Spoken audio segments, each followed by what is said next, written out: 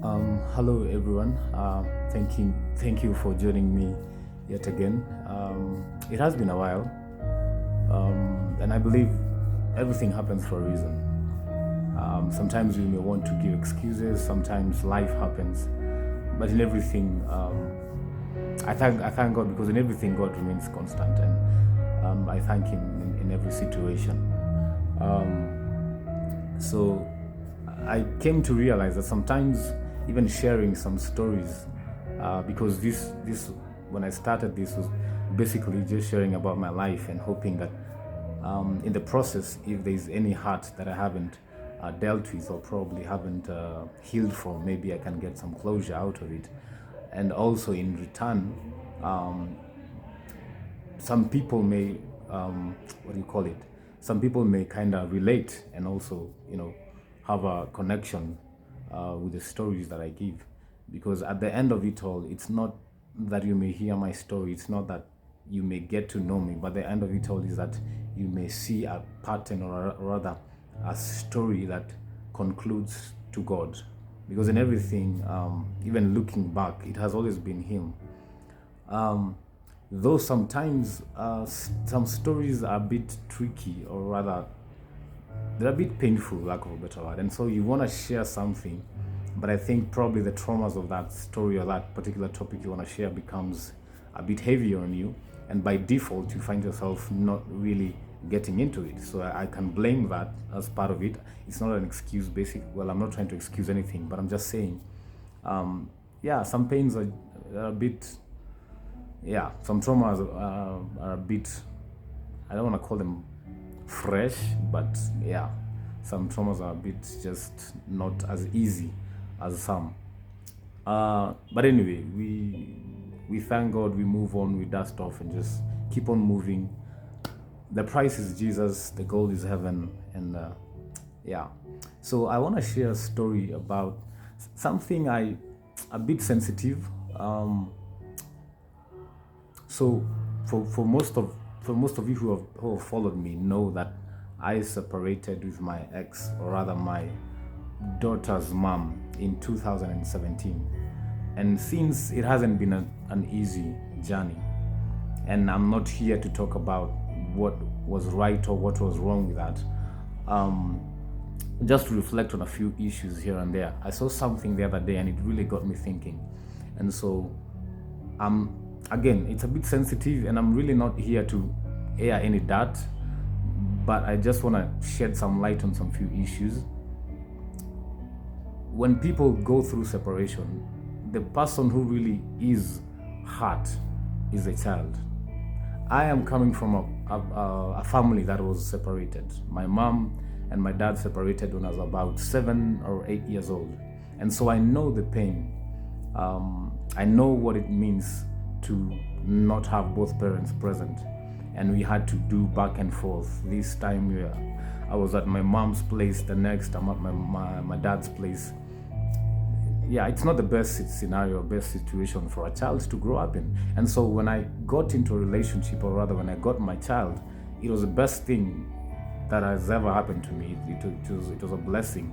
I remember it was so surreal, like I couldn't believe, understand, how can I be given such a huge task to become a father. And it hasn't been easy, but by the grace of God I've managed the best that I can. And so I know what it means to be separated. And at some point in in my previous relationship, I can call it a marriage or whatever, I think I overstayed my relationship because of my daughter. And by meaning of overstaying is that I think the relationship was already dead, but because of my daughter, I kind of hung on, just hoping for a better tomorrow. And yeah, unfortunately, there was no better tomorrow. And so co-parenting is a big deal. And unfortunately, not many of us understand that co-parenting, the only person who is gaining or losing is a child. Like, I can have all the ego that I want. The mother can have all the pride or ego, whatever that she wants, and we cannot talk to each other. We can, whatever, we can curse at each other or do whatever the worst that we can think of. But at the end of the day, The person to either gain or benefit is the child.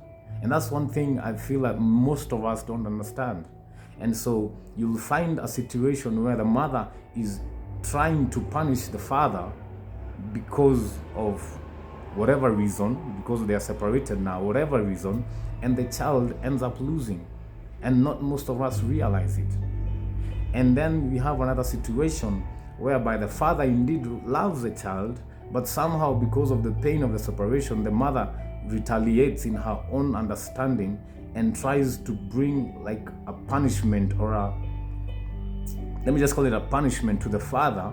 And that's where you hear probably the father has no rights to the child, he has no access rather to the child, or even co-parenting becomes difficult. There are crazy demands that the father probably even can't meet just because the separation went through, and because now the father probably wants to reach out to be part of her daughters of his daughters or his son's life. But the mother on the other end becomes a challenge or brings these stumbling blocks. Some mothers have gone to the extent of even telling their children that their fathers died. Some mothers go to the extent of telling bad things about the kids, telling the kids bad things about the father. And it's I don't want to excuse them. I also don't want to be so harsh on them, because people deal with hurt differently, and if whatever suits you, well and good. But I just want, if people can realize that the person who stays or remains to gain or lose is a child. And no matter how messed up your relationship was, or how abusive the relationship was, or how whatever it was, as long as the father or the mother, whichever case, whoever has the custody, as long as the other parent has a genuine love for the child, then why would you frustrate them? Why would you deny them access to see their child? Like, why would you do that? It honestly doesn't make any sense. Like, if you really say that you love your child, like your child has a right to be both with the mother and with the father, regardless of they're together or separated. The child has a right. So if you truly love your child, and you say you truly love them, then why would you deny the father or the mother, whichever case, whoever has the custody, why would you deny the other parent access to see their child, to be part of the child's life? Why would you do that, to be honest? Is it about money? You want to tell me that a person becomes a mother or becomes a father because of money? Let me not get there. Anyway, like, it really doesn't make any sense. It's not when the child grows up and thinks the mother or the father abandoned them, they're not gonna ask and come and say it's because of money and that's it. No, it's not gonna make sense to even the child, because it's not about money. It's more to it. It's more to that. And I am privileged to have grown up, even though it was a bit tough juggling from my mom's place to my dad's place, but I'm privileged to have had both of them in my life, and both of them were actively inputting or investing in me, regardless of how the situation was. And so I really don't get it. I really don't get when people separate now, it becomes a stress for the person who is not with a child. Mostly it's men. So I don't know, it baffles me to some extent. I really don't understand it. Like, what changes? So me and you are not in a relationship anymore. So that what changes that now I can't see my daughter, I can't see my son? What changes? Because me and you have broken up, that means that me and my child have broken up? Is that how things work? Do I have to pay to see my child? Do I have to move the moon and back to get access to just spend time with my child, talk with my child over the phone? Do I have to do that? Do you have to extort me and ask for crazy demands in the name of, if you want to see your child, you need to do 1, 2, 3. Is it a business deal? Is your child up for grabs? Is your child, can you, because that means that you have placed a price tag on your child, that if the father or the mother, whoever is outside, whoever doesn't have the custody, if they want to see the child, then they have to pay some price, crazy upkeep, money, crazy, just crazy demands, and they're mostly monetary demands. Do they have to do that to get access to their child? So no, I think last year, is it last year or beginning of this? I think, yeah, late last year. So in 2020, I was introduced to this young guy, well, not really young, but young guy, about mid-30s. And so the mother thought it fit for me to have a talk with this guy, because he was going through a separation or a divorce kind of a situation. And since I had gone through that, and so the mom was kind of concerned, and he introduced me to the son, and so we started talking. I started following up. I started, checking up on him.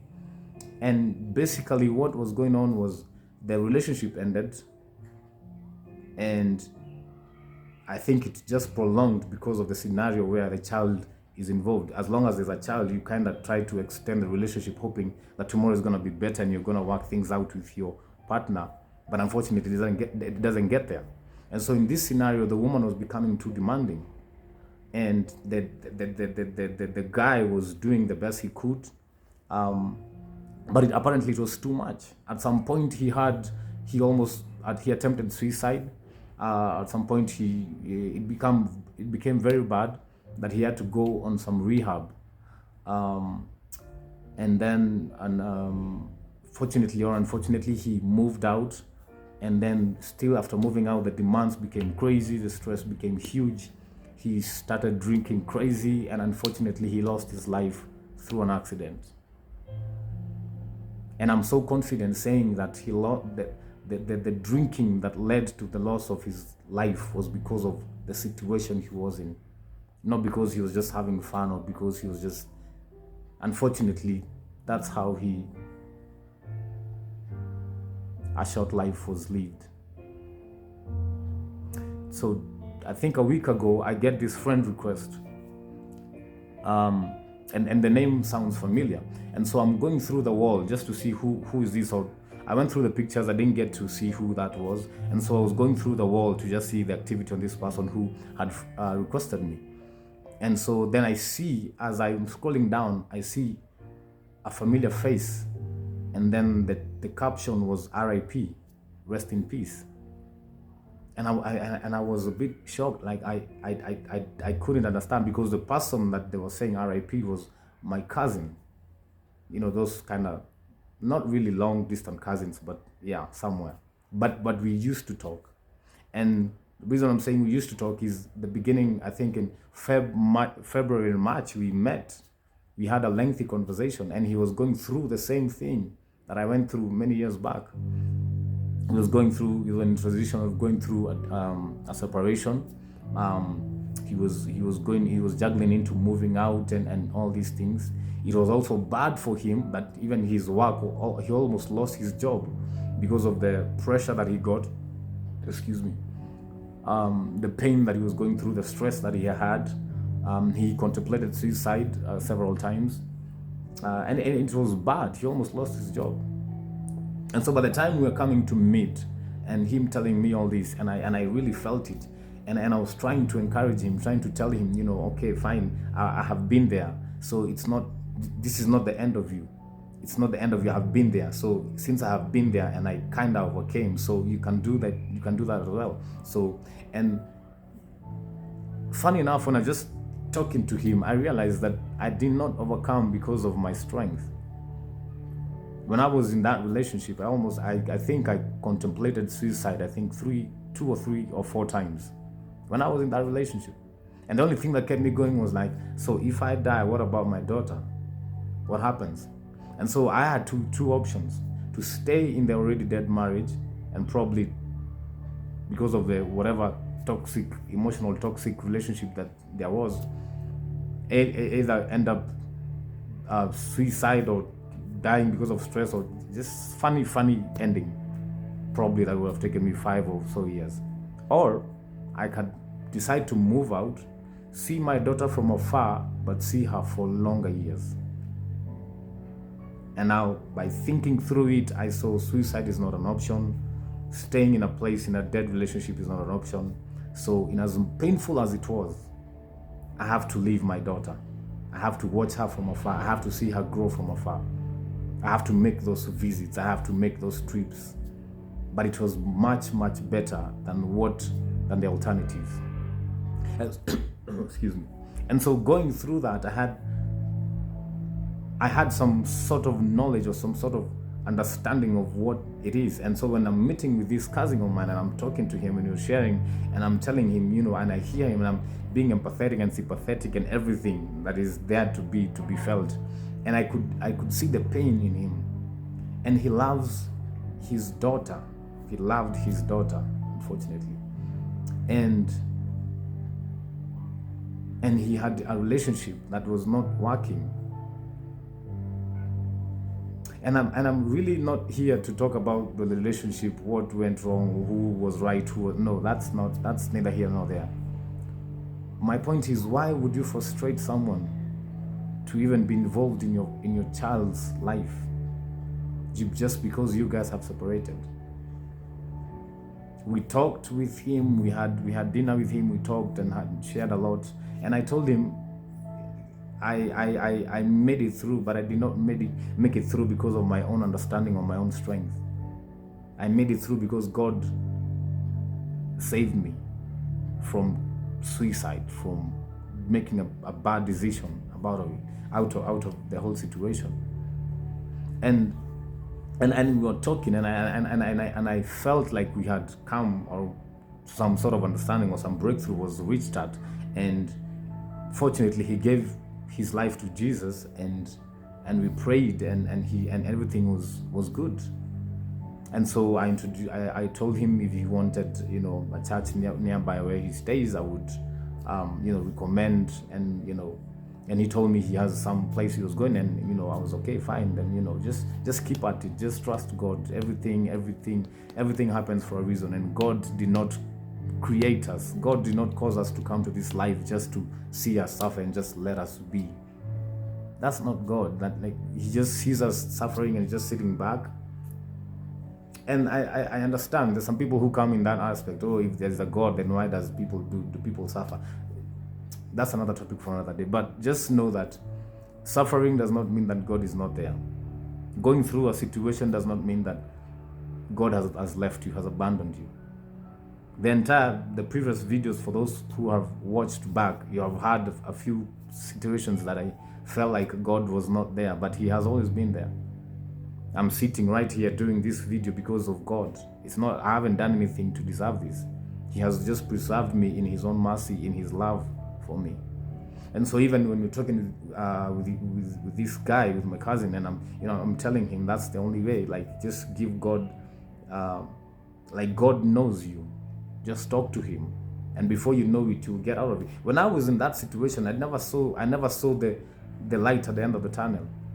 But all I had is I just had hope. I just knew, no, this can't be it. I can't just be here, then get into this relationship, and then just take my life. No, this can't be it.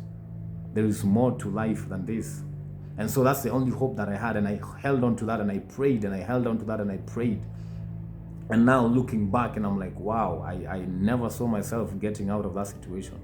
But here I am, I'm out. Is it the best? Is it a decision that I can brag about? No, I can't. I left my daughter. That's the most painful thing that I've ever gone through. I remember one time I had gone to see her. She was really, I think she was 3 years old. I had gone to see her, and just as I was pulling out the parking, and so where I had parked, their balcony was just on top. And so she came and stood there at the balcony, and she was just looking at me, backing up and driving off.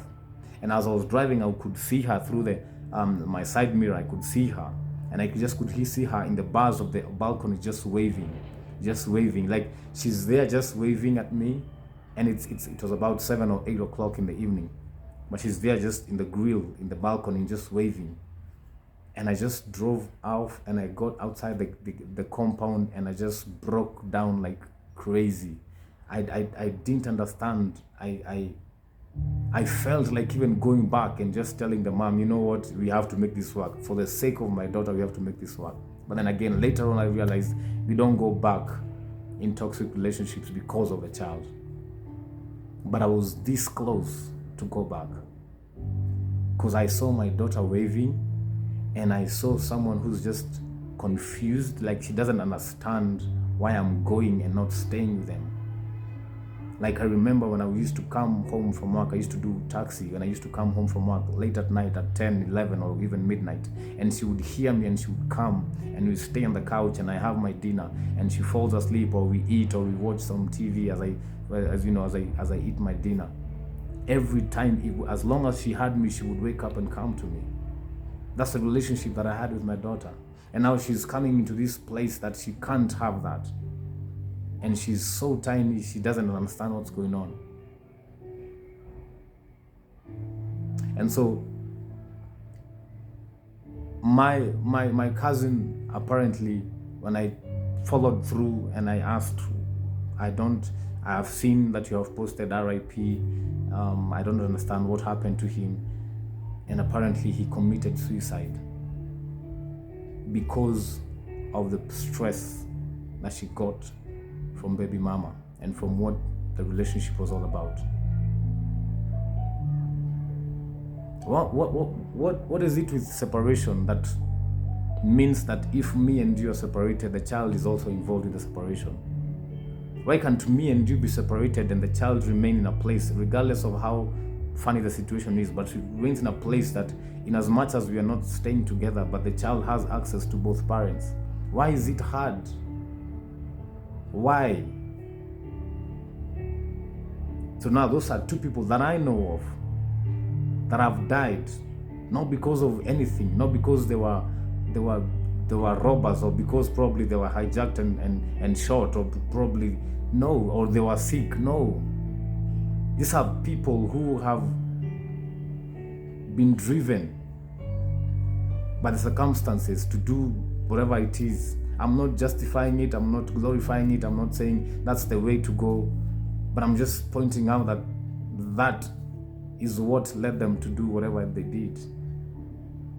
And now those are two lives that are lost. Those are two families, or rather two or three children that are growing up without their fathers. Well, did their father die in the war? No. Did their father die because he was sick? No. Did their father die because? No. But because the father was trying to create a setup or a situation whereby he can access the children and do what he needed to do for the children and not get any extra stress from the mothers.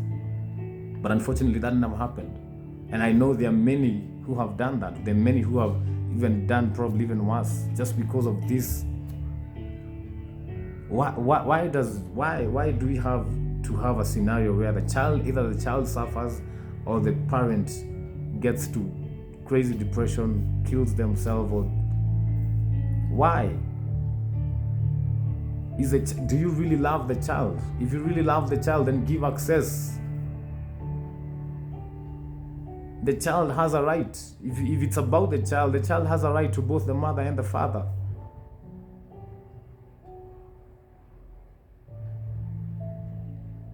It really felt bad because I really felt like I wish I did more. I tried following up, but I just felt like I wish I did more.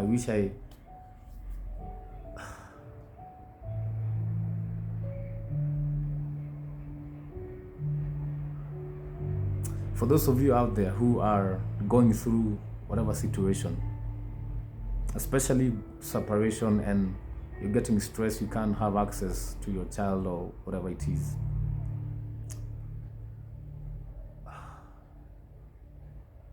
reach out to anyone. Reach out to me, reach out to anyone. Just reach out. But just know there is hope. God did not create you that you come and get into this relationship and things don't work out and that's the end of life. No, there is more to life than that. I know it's painful. I've been there. I'm not talking about something I've read. I know it's painful. I've been there. It's painful to date. Not being able to be in your child's life, it's painful. So just reach out if you can. Reach out, seek help, do what you have to do. But for the fathers, just be strong. For the mothers, if you really love the child, do not deny access. Do not ask for crazy demands. Do not, just don't. If the father is willing and present, just let them be. Just let them be. Just don't play God. Just let them be. He's not a father because he has a job. He's not a father because he provides. He's a father because he's a father, period. One of the duties of a father is providing, but still he remains to be a father. There are many families, the fathers don't provide, but they're still fathers. The wives support, or, they're still fathers. I have met many single ladies who say they don't even want the father to provide. They just want the father to be in their lives. There are many fathers who have just up and left and they don't care. And so I found many ladies who say, you know what, I don't even want the father to provide. I just want the father to be in my child's life. I've had many. So it's not about how much he's doing, how much he's not doing. Is he willing to be part of the child's life? Then let him be.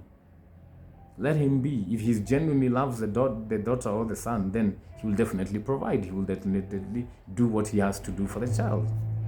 It's not a matter, you don't have to coerce a man to take his responsibility. No. I can't have $1 million Kenya shillings of salary and I'm here frustrating the mother of my child that I can't pay, and I'm here saying I want to see my child and I can't pay the bare minimum. No.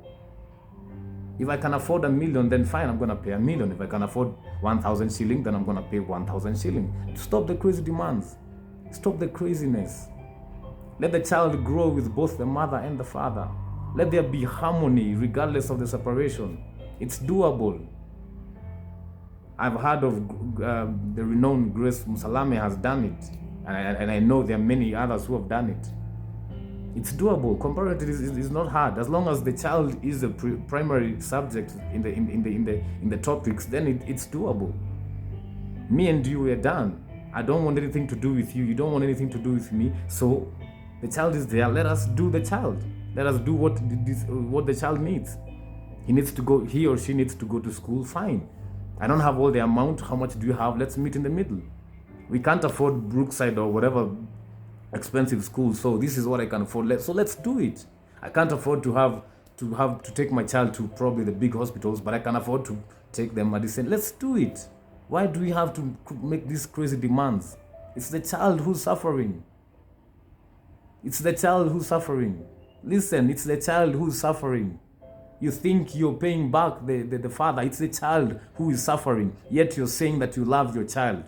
It is the child who is suffering. And you're the one who's subjecting your child to that. Why would you do that? Not many have gone through separation and come out saying, yeah, this is it. Many have died out of it, committed suicide. Many have gone to depression. Many have gone to drinking. Many have gone to all sorts of craziness. Yet the child deserves the father and the mother, regardless of the situation. So why are we putting all this pressure on unrealistic things? Fathers, take heart, reach out. And mothers, I urge you, please, please, please. You think you're punishing the husband, or rather your ex-husband. You're actually ruining your child's life. Yet you say that you love your child. Just think about it. God bless you all, and I pray that there will be more harmony in separations. I'm not advocating for separations, but if it be I pray that there will be more harmony in separations. God bless you.